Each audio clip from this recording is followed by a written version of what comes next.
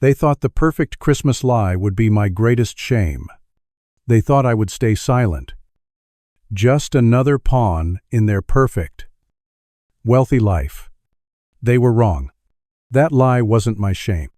It became my weapon. If you believe dignity is priceless, make sure you subscribe and hit the bell. You're about to witness how a quiet man serves the coldest dish of justice. The scent of money is a real thing. It's not the crisp smell of new bills, it's the subtle perfume of things you can't afford. It was a mix of fresh pine from a Christmas tree that scraped the 20-foot ceiling, the yeasty tang of expensive champagne that smelled like crisp green apples, and the collective, invisible fragrance of people who had never known a day of true, bone-wearying labor. I stood in a corner of my son's ballroom, a ghost in a borrowed suit, the fabric stiff and unfamiliar against my skin. No matter how hard I scrubbed, I could still feel the phantom sensation of the industrial cleaner I used at my night job. A faint chemical ghost clinging to the skin of my hands. My son, Michael, lived in a world I had financed but could never truly enter. A world of polished marble floors that echoed with the clinking of crystal glasses, of floor-to-ceiling windows that looked out over a Dallas skyline, glittering like a spilled box of diamonds. The memory of my life felt like a different language in this place. I remembered the double shifts I worked at the automotive plant for 30 years. The smell of hot metal and grease that became a part of me. I remembered coming home after 16 hours, my muscles screaming, just to see a light on in young Michael's room. I'd peek in and see him hunched over his textbooks, and a quiet warmth would spread through my chest, pushing back the exhaustion. I'd look at my worn-out, steel-toed boots by the door and think, this is for him. It was all for him. And now, looking at his polished Italian leather shoes as he commanded the attention of the room, I felt a strange, hollow sort of pride. It was the pride of a builder looking at a skyscraper he could never afford to live in. He raised his glass, a practiced, easy smile playing on his lips. The low hum of 100 private conversations died down instantly, as if he'd flipped a switch. Everyone bankers with soft hands, oil tycoons with sun-weathered faces, surgeons with steady eyes turned to him, their expressions expectant. I want to thank you all for coming to our annual Christmas party, he began, his voice smooth and confident. Rolling through the vast space with the help of a hidden sound system, he gave a warm, appreciative nod to his wife, Sophia, who stood beside him, a vision in an emerald silk dress that probably cost more than my car. This has been an incredible year for us, but success is meaningless if you forget where you came from. My heart, a tired old muscle, gave a hopeful little flutter. Maybe this was it. Maybe. In front of all these important people, he'd finally acknowledged the sacrifices, the years of sweat and missed holidays. He turned his gaze toward my forgotten corner of the room, and for a dizzying moment, I felt 100 pairs of eyes follow his. A spotlight, invisible but heavy, settled on me. And that's why I want to make a special toast to my father, Owen, a man who taught me the value of hard work. He paused, a master of timing, letting the sentiment hang in the air like expensive cologne. And I'm proud, truly proud, to be in a position to finally give him the retirement he deserves. To my dad, who I'm honored to support with $12,000 a month, so he never has to worry about a thing again. The air left my lungs in a silent, painful rush. The room erupted in applause, a wave of polite, appreciative sound that felt like a physical blow. It wasn't celebratory to my ears, it was a roaring in my head. a buzzing that made the crystal chandeliers seem to sway. $12,000. The number was so absurd, so fantastical. It didn't even sound real. I drove a 20-year-old Ford that coughed and sputtered like an old man every time I started it. My dinner last night had been a can of bean soup. Eaten cold, because I was too tired to heat it up. My rent was a week late, and the landlord had started leaving pointedly cheerful notes on my door. I saw Sophia's eyes find mine across the sea of smiling faces. Her lips curved into a smile that didn't reach her eyes. It was sharp, cold, and held a glint of pure, unadulterated victory. It was a look that said, "I dare you." It was a challenge, thrown across the room like a gauntlet, because she knew I wouldn't pick it up. She knew I wouldn't make a scene. She knew I would swallow the lie, just like I'd swallowed my pride for years, all to maintain the fragile, crumbling illusion of a happy family. The shame was a physical heat, a furnace blast that crawled up my neck and burned my cheeks. I wanted to scream. I wanted to hold up my empty, cracked leather wallet and show them the 3 single-dollar bills inside. I wanted to tell them about the janitorial closet I cleaned at midnight, the smell of bleach and despair that clung to my clothes. But my throat was tight, a knot of concrete, and my body felt rooted to the floor. All I could do was give a weak, mechanical nod, a pathetic puppet dance, as if to say, "Yes, that's me, the well-cared-for father, the living proof of my son's generosity." I needed air. The perfumed, money-scented atmosphere was suffocating me, murmuring a quiet excuse me to a couple discussing their winter trip to Aspen. I slipped through a set of heavy glass doors onto a wide stone balcony. The cold December air was a welcome shock, a slap in the face that cleared some of the fog from my head. Below, the manicured lawn, impossibly green, even in winter, sloped down to a swimming pool that glowed an ethereal, chemical blue. I gripped the cold stone railing, my knuckles turning white, and stared out at the city lights, trying to breathe. I fumbled for my phone, my fingers feeling clumsy and thick, like they belonged to someone else. The screen lit up, and with it, a notification I'd been ignoring all day. It was from my power company. The words glowed with a cruel, mocking irony. "Your electricity bill is past due.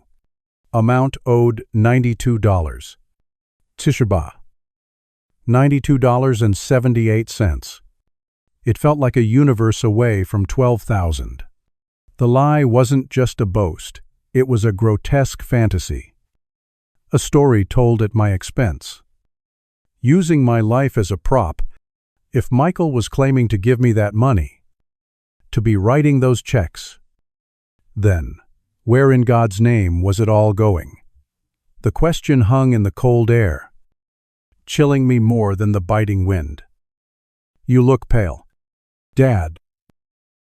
I turned, my heart giving a painful lurch. Sophia was gliding towards me, her emerald dress rustling softly against the stone floor. She held 2 fresh glasses of champagne, the bubbles catching the light. She offered one to me. I shook my head, the gesture feeling small and inadequate.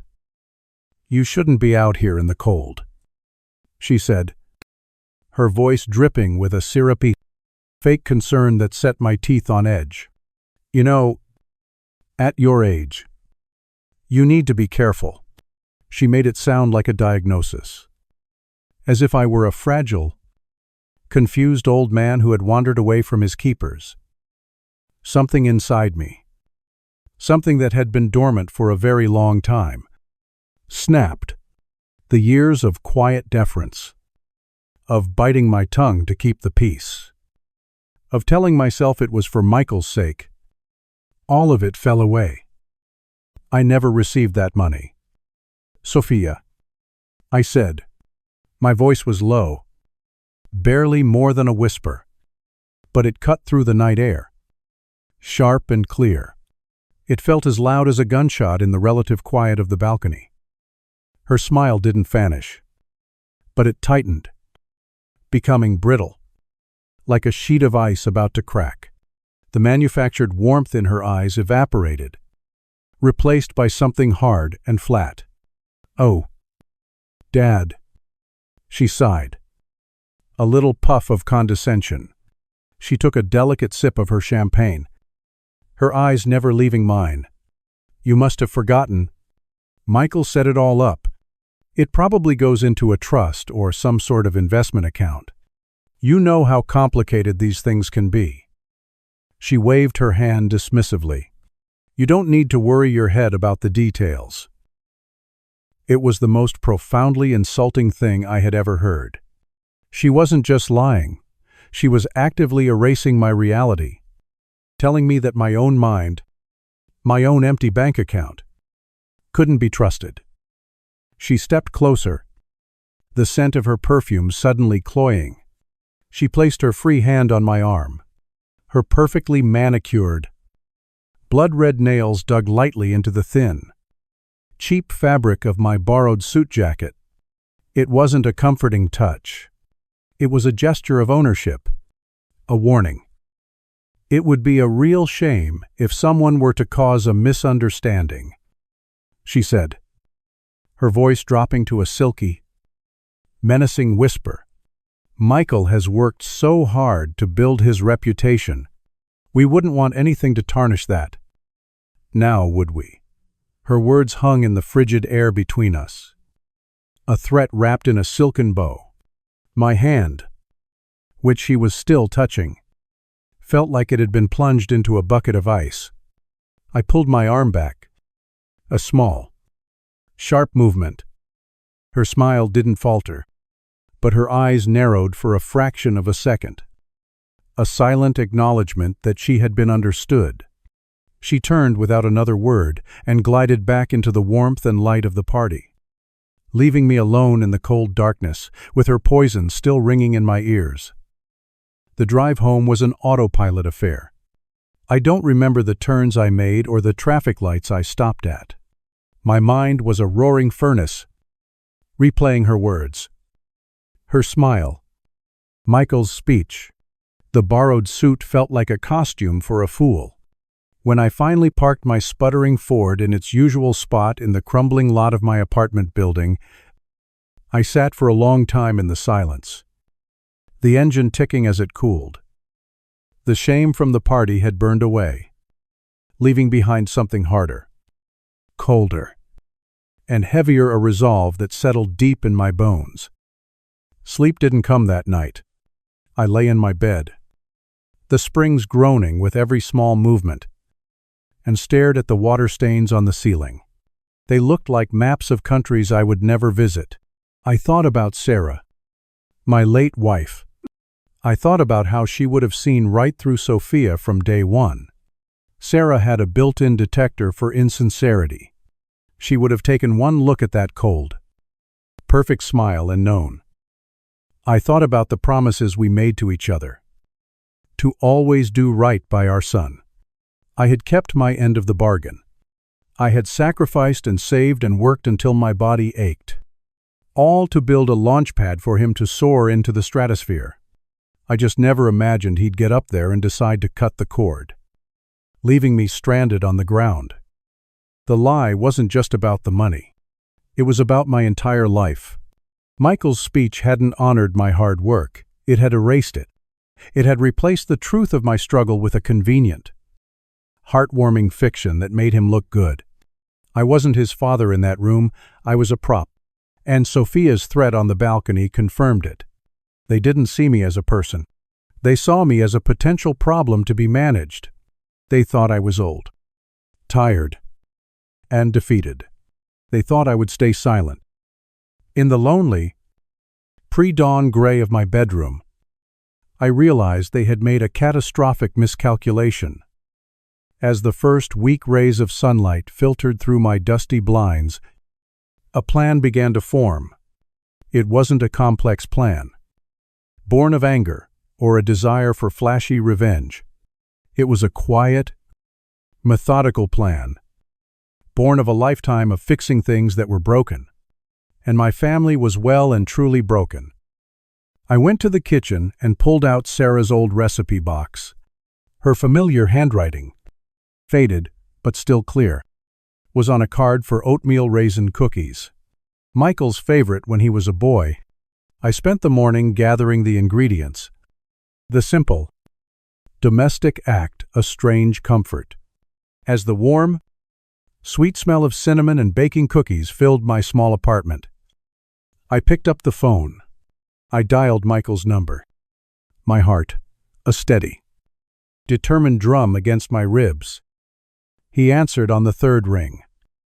His voice distracted. "Hey, Dad, what's up?" I let a little tremor enter my own voice, playing the part they had already cast for me. "Michael, son, I'm sorry if I seemed a little off last night. I was just feeling a bit overwhelmed."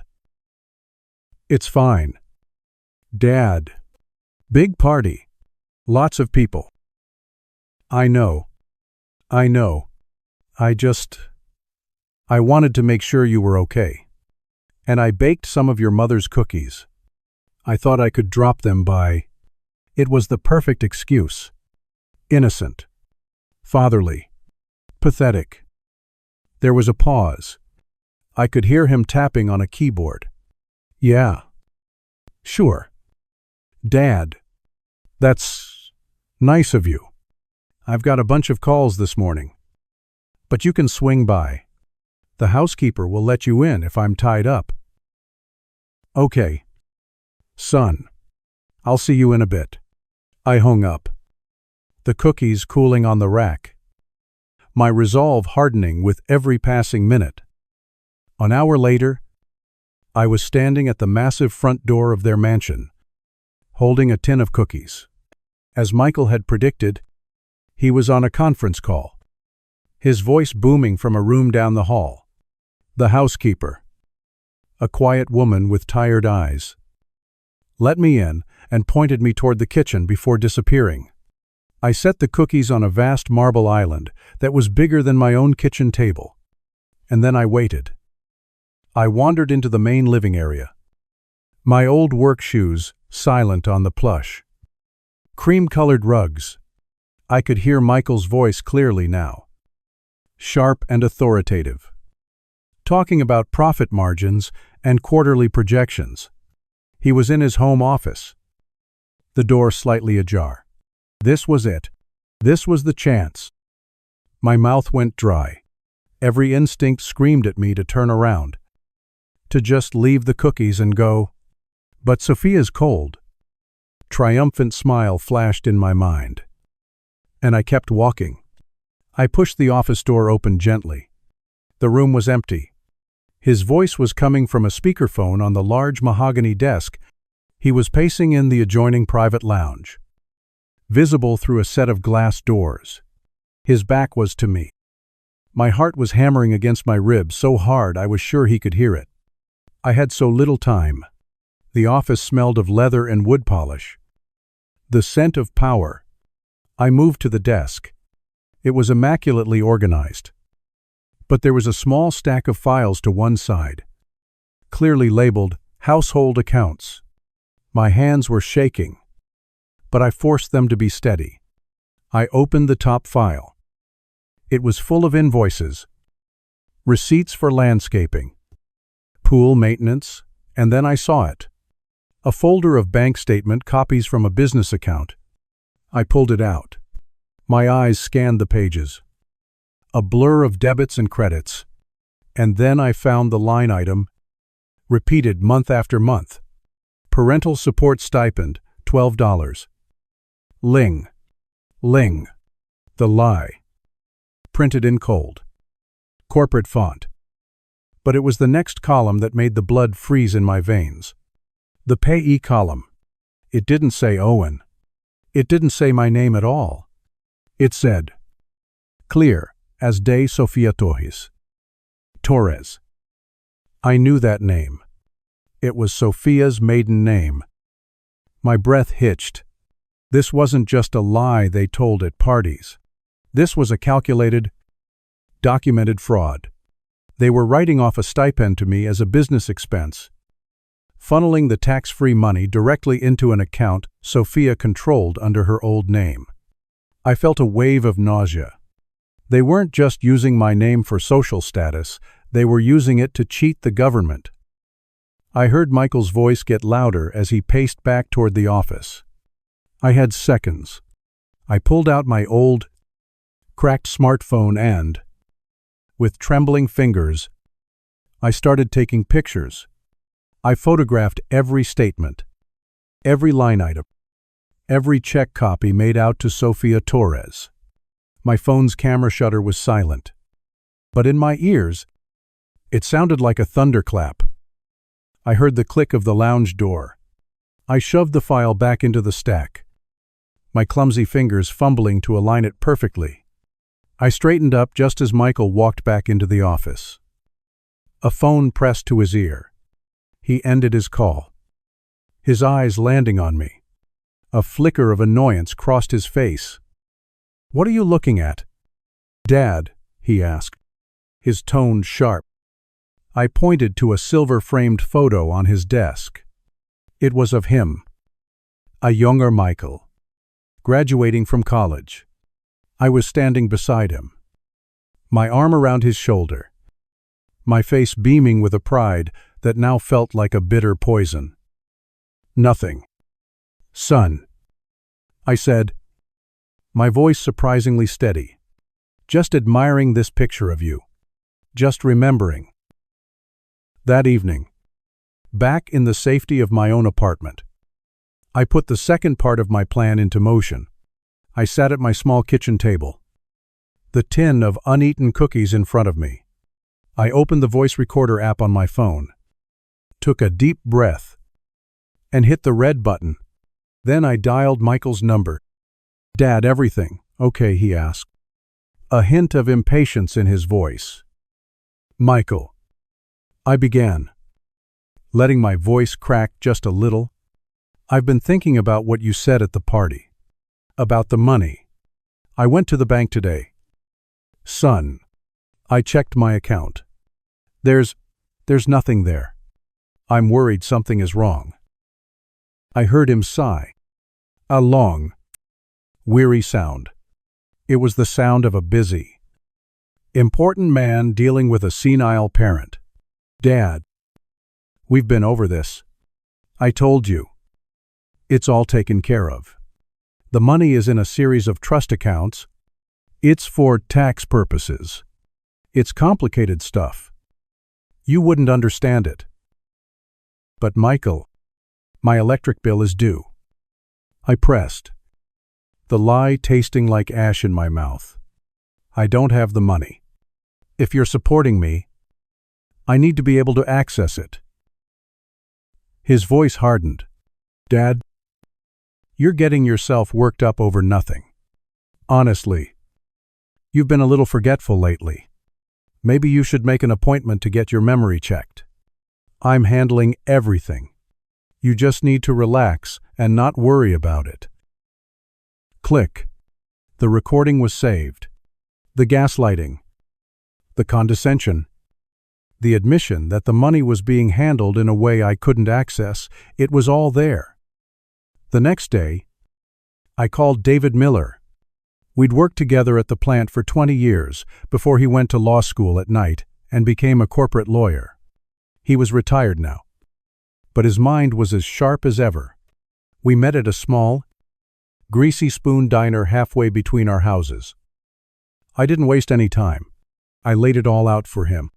I showed him the pictures on my phone of the bank statements, the name Sophia Torres's glowing on the screen. Then, I played him the recording of my conversation with Michael.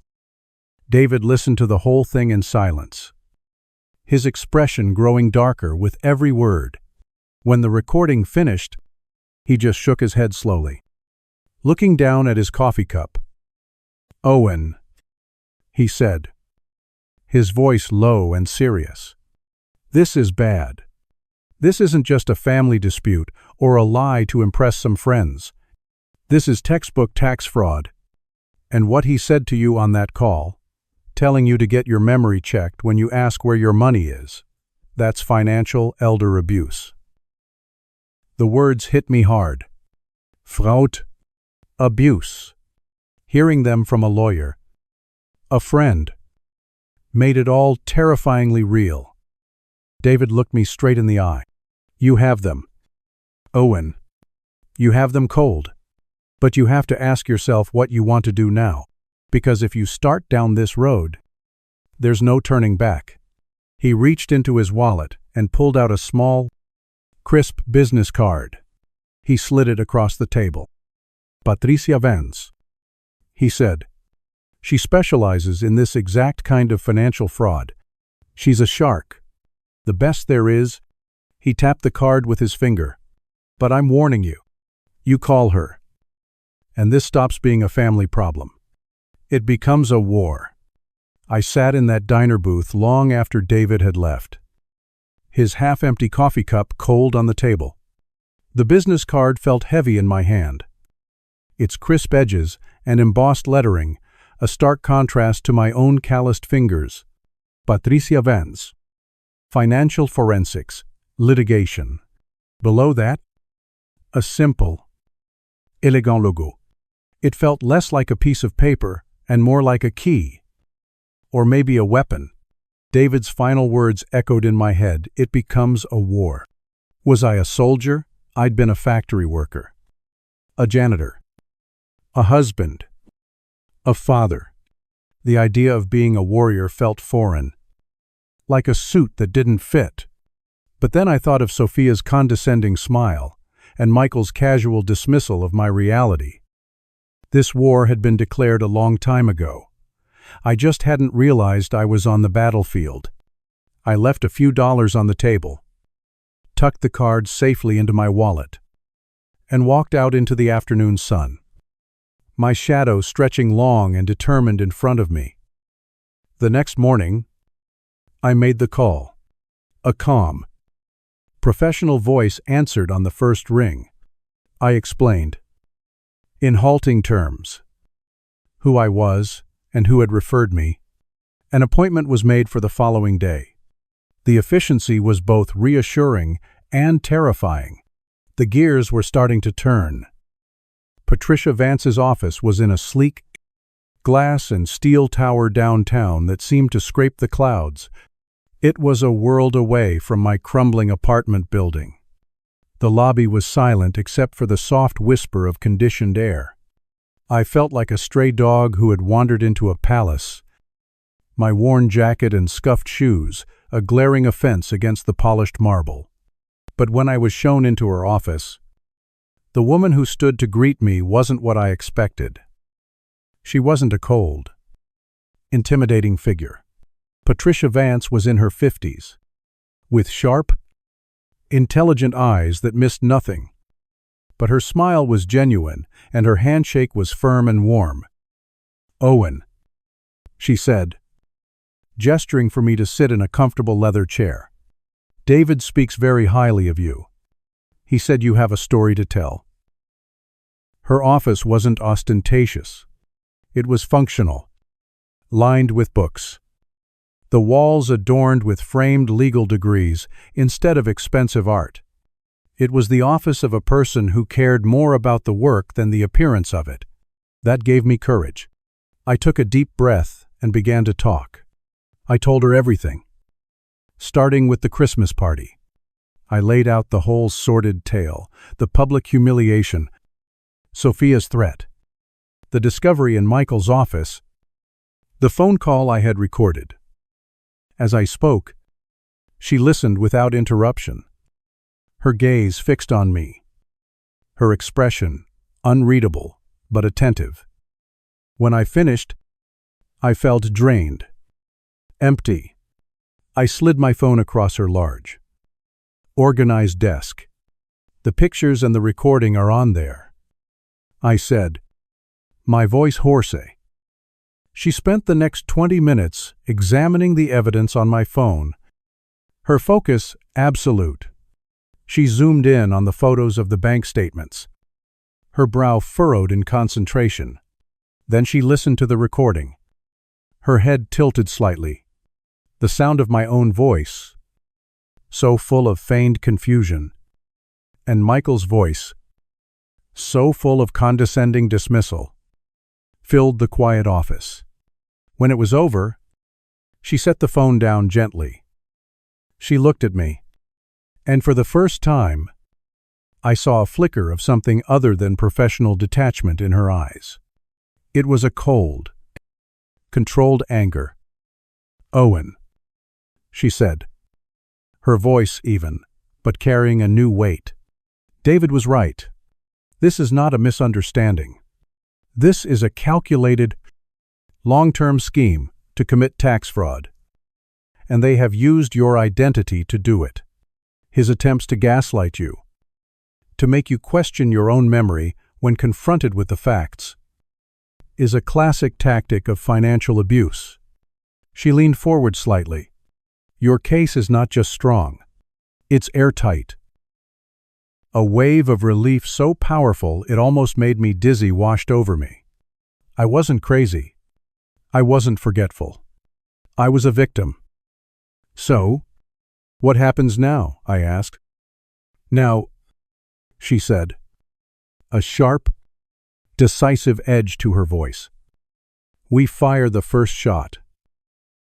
2 days later, the first shot was fired. Patricia drafted a formal demand letter. It was a masterpiece of legal prose, polite on the surface, but with the unyielding strength of steel beneath. It detailed, without emotion, the public claims made at the Christmas party, the complete lack of any corresponding deposits into my accounts, and the discovery of a parental support stipend being paid to an entity controlled by Sophia Torres. It formally requested a full accounting of all funds disbursed under my name and immediate repayment. It didn't mention fraud or abuse. It didn't need to.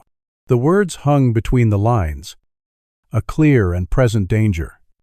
A certified copy was dispatched by courier to Michael's corporate headquarters. And then, we waited. The silence for the next 48 hours was the loudest I've ever known. I couldn't eat. I couldn't sit still. I paced my small apartment, imagining the moment that letter landed on Michael's desk. I pictured his confident smirk faltering, the color draining from his face. I imagined Sophia's rage. The thought brought me a grim, satisfying comfort. The call came on the third day, in the late afternoon. It was Michael. My phone buzzed on the kitchen table, his name flashing on the screen. My heart leaped into my throat. I remembered Patricia's instructions. Don't engage. Don't argue. Be a broken record. All communication goes through me. I let it ring 3 times before answering, taking a deep breath to steady my voice. "Hello." "Dad, what the hell is this?" There was no pretense of concern in his voice now. It was pure, undiluted fury. "I get a letter from some lawyer, Patricia Vance. Are you out of your mind?" "Michael," I said, my voice calm, rehearsed. "If you have any questions, you need to speak with my attorney, Patricia Vance." "Your attorney? You don't need an attorney. You need a doctor. I told you everything was taken care of. You're embarrassing yourself. And you're embarrassing me. All communication needs to go through my lawyer." "Michael," I repeated, the words feeling strange and powerful in my mouth. There was a moment of stunned silence on the other end of the line. I had never stood up to him like this. Not once in his entire adult life. "I can't believe this." He finally sputtered, his voice a mix of disbelief and venom. "After everything I've done for you, you'll need to direct your questions to Miss Plesh Vance," I said, and before he could respond, I ended the call. My hand was shaking so hard I almost dropped the phone. But I wasn't shaking from fear. I was shaking from the adrenaline of taking back control. An hour later, Patricia called me. "He took the bait," she said, a note of satisfaction in her voice. "I just got off the phone with his lawyer. A real bulldog from a big downtown firm. He tried to bluster and threaten, but he has nothing." "What did they say?" I asked. "They made an offer," she said. "A generous one-time payment of $50,000. In exchange for you signing a non-disclosure agreement and dropping all claims." $50,000. A year ago, that amount of money would have seemed like a lottery win. It would have changed my life. Now, it felt like an insult. "It's hush money," I said, the realization dawning on me. "Exactly." Patricia confirmed. "It's not an admission of guilt. It's what they're willing to pay to make their problem. You go away quietly." I told them we respectfully decline. "So what's our next move?" "Our next move is to escalate," she said. "I've informed them that since we cannot resolve this informally, we require a formal mediation session. I've insisted that both Michael and Sophia be present. They'll fight it, but they'll agree. It's better for them than this, going straight to a public court filing." The night before the mediation, I couldn't sleep. The reality of what was about to happen settled over me. This wasn't just about money or lies anymore. This was the final, irreparable severing of a bond. Tomorrow, I would sit across a table from my only child and his wife, with lawyers as our seconds, and we would fight. There was a profound grief in that, a sorrow that ached in my chest. But beneath the grief was that same hard resolve. They had built their perfect world on a foundation of my silent suffering. Tomorrow, I would show them how unstable that foundation truly was. Patricia and I met an hour before the scheduled time in a conference room down the hall from her office. It was a neutral space, sterile and impersonal, with a long, polished table and a dozen empty chairs. "Okay, Owen," she said, her tone all business. "Here's how this will play out. Their lawyer will do all the talking. He'll try to paint you as a confused, ungrateful old man.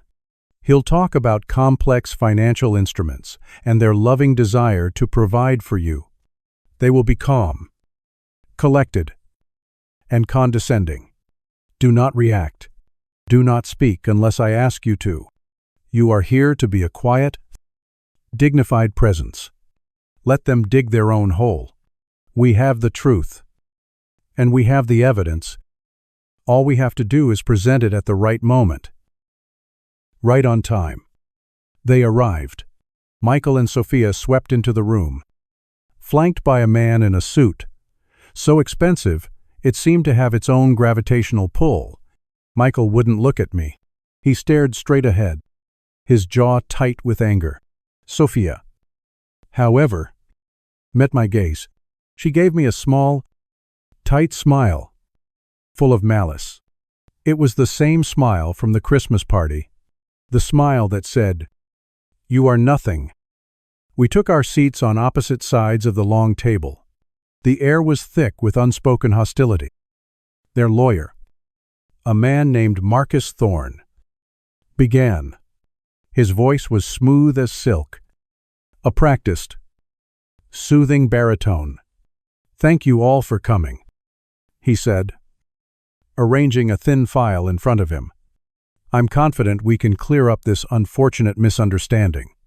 Michael and Sophia have always had their father's best interests at heart. The financial arrangements, while perhaps not communicated as clearly as they could have been, were set up with the sole intention of providing for Owen in his later years. in the most tax-efficient way possible. He went on, his words a cloud of legal jargon about trusts, investments, and fiduciary duties. Michael and Sophia sat there, nodding along, the very picture of concerned, responsible children. I just sat there, my hands folded on the table, and listened to them bury the truth under a mountain of sophisticated lies. I felt Patricia's hand briefly touch my arm under the table, a silent signal to stay calm. When Thorne finally finished his monologue, he looked at Patricia expectantly. "So, you see," he concluded with a patronizing smile, "it's all just a simple misunderstanding." Patricia let the silence hang in the room for a long moment. Then, she offered a small, polite smile of her own. "Thank you for that clarification, Marcus," she said, her voice calm and even. "It's always helpful to hear one side of the story." She reached into her briefcase and pulled out a small, sleek digital voice recorder. She placed it gently in the center of the polished table, equidistant from us all. It looked small and insignificant in the large, intimidating room. "Now," she said, her eyes locking first with Michael, then with Sophia, "I think it would be helpful if we listened to another side. I have a recording here that I believe will clarify a few things." She leaned forward, her finger hovering over the play button. The silence in the room was absolute. It was a heavy, pressurized silence, the kind you feel deep underwater. Every eye was fixed on the small black rectangle Patricia had placed on the table. Marcus Thorne, their lawyer, opened his mouth to object. A réflexive légal manœuvre. But Patricia's calm, steady gaze stopped him cold. She wasn't asking for permission. My son, Michael, stared at the recorder as if it were a venomous snake poised to strike. Sophia's mask of bored superiority was still in place, but I could see a tiny muscle twitching in her jaw, a crack in the perfect porcelain facade. Patricia's finger pressed the play button. The click was unnaturally loud in the quiet room. First, there was a moment of static, and then my own voice filled the space, hesitant and laced with a manufactured worry. "Michael, I've been thinking about what you said at the party, about the money. I went to the bank today. Son, I checked my account. There's nothing there." I watched Michael's face. His expression tightened, a flicker of annoyance crossing his features. He shot a venomous glare at me across the table. Then came his voice, smooth and condescending, oozing with the false patience of a man dealing with a tiresome burden. "Dad, we've been over this. I told you. It's all taken care of. The money is in a series of trust accounts. It's for tax purposes. It's complicated stuff. You wouldn't understand it." Marcus Thorne shifted uncomfortably in his seat. His smooth, confident narrative about a simple misunderstanding was already beginning to unravel. My recorded voice pressed on. "But Michael, my electric bill is due. I don't have the money. If you're supporting me, I need to be able to access it." And then came the final, damning lines from my son. The sigh, heavy and theatrical. "Dad, you're getting yourself worked up over nothing. Honestly, you've been a little forgetful lately. Maybe you should make an appointment to get your memory checked. I'm handling everything. You just need to relax and not worry about it." Patricia pressed the stop button. The silence that rushed back in was different now. It was heavier, colder, filled with the toxic residue of Michael's words, the gaslighting, the dismissal, the casual cruelty. It was all laid bare on the polished table for everyone to hear. Michael's face was a mask of pale fury. He looked trapped. A predator, suddenly finding himself in a cage. But it was Sophia who broke first. "This is ridiculous," she snapped, her voice sharp and brittle. "He's an old man. He gets confused." Michael was just trying to calm him down. Patricia didn't even look at her. Her focus was entirely on Marcus Thorne. "As you can hear," she said, her voice dangerously soft, "your client's explanation to his father is that the funds are in trust accounts that are too complicated for him to understand. He also suggests his father is suffering from memory loss. This seems to go a bit beyond a simple misunderstanding. Wouldn't you agree, Marcus?" Before Thorne could formulate a response, Patricia reached into her briefcase again. She pulled out a slim file folder and opened it. From it, she produced a series of glossy, high-resolution photographs. She slid the first one across the table. It stopped directly in front of Sophia. It was a picture of one of the bank statements from Michael's office. The line item for the parental support stipend of $12,000 was clearly visible. "You claim the money was in a trust," Patricia said, her voice still quiet but now with an edge of steel. "However, your own internal accounting says otherwise. It says the stipend was paid out monthly." She slid a second photo across the table. This one, a close-up of a canceled check. Paid out via check. In fact, she let that sink in for a moment before delivering the finishing blow.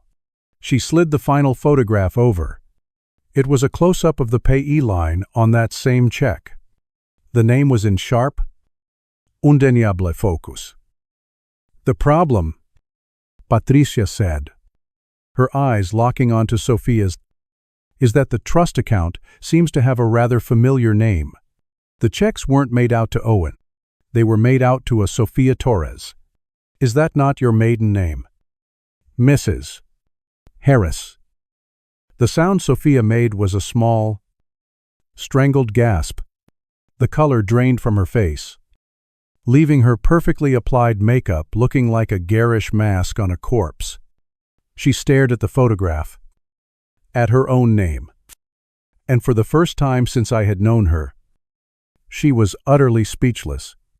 All the arrogance, all the condescension, was gone. All that was left was raw, naked panic. Michael stared at the photos, then at his wife, then at me. His mouth opened and closed, but no sound came out. The entire, elaborately, had been dismantled, piece by piece, in under 5 minutes. The bulldog lawyer, Marcus Thorne, leaned back in his chair and let out a slow, quiet breath. It was the sound of a man who knew, with absolute certainty, that the fight was over. He had just lost. This is an invasion of privacy," Michael finally managed to stammer, his voice thin and reedy. "You had no right." "You're mistaken," Patricia replied calmly. "What this is evidence of a conspiracy to commit tax fraud, facilitated by the financial abuse of an elder. And while you're welcome to argue about privacy in a court of law, I suspect the IRS and the district attorney will be far more interested in the fraud part." The room fell silent again. The weight of those words, IRS, district attorney, settled over the table. This was no longer a family squabble. It had crossed a line into the criminal. Michael slumped in his chair, the fight completely gone out of him. He looked like a balloon that had been pricked, all his puffed-up importance deflating in an instant. He put his head in his hands. Sophia just stared at her name on the photograph, her expression one of utter ruin. Patricia let them stew in their self-made disaster for a full minute. Then, she laid out the terms. Here is what is going to happen, she said, her voice crisp and non-negotiable. First, you will repay every single dollar of the stipend you claim to have paid Owen. Retroactive to the first payment. That's $12,000 a month for the past 3 years. Plus interest. Second, you will pay an additional sum for emotional distress and damages. An amount my client and I have already determined. Third, she paused, picking up a single sheet of paper from her folder. You will both sign this document. She slid the paper to the center of the table. This is a full, detailed confession of the entire scheme. It details the fraudulent expense claims, the funneling of money to the account under Miss Torres's name, and the public misrepresentations made to further the deception. It is a legally binding affidavit. Marcus Thorne finally spoke, his voice a weary rasp. And why would they ever sign that? Because, Patricia said, if they sign it, it will be placed in a secure vault in my office. As long as they adhere to the payment schedule and there are no further misunderstandings, it will never see the light of day.